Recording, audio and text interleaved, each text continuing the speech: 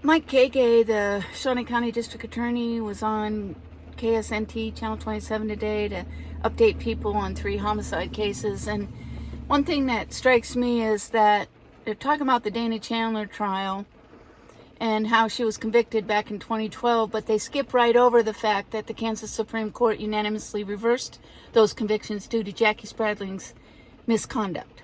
And they also fail to mention that Jacqie was later disbarred because of that misconduct in the Chandler trial.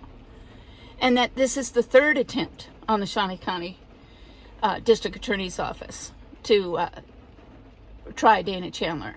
If you didn't have evidence the first time that withstood scrutiny and didn't hold up on appeal, and then in the second trial you try to bring up this eyewitness out of the woodwork who they didn't hear from, nobody heard about in the first trial because she wasn't considered credible, but somehow they decide to put her on and hope somebody will believe them that she saw Dana Chandler running from the scene the night of the murders, when the time she gave for when she supposedly saw this was inconsistent with the known facts in the case, such as that the victims were still alive and well during that time period. So this witness should never have been put on the stand.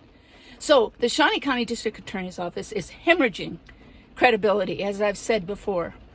And yet the only media coverage, television media coverage, is 4 TV shows that depict Dana Chandler as the person who committed the crime.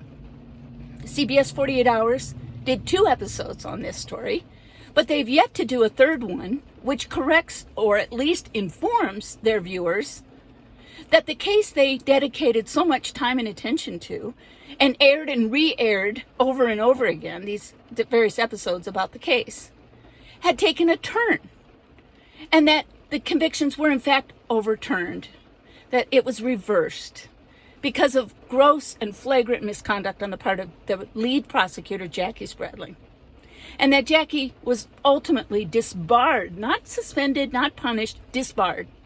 So I've just about had it with misinformation and biased, prejudicial information about Dana Chandler and her alleged responsibility for murders where there is no evidence that she was even in Topeka, where I am right now.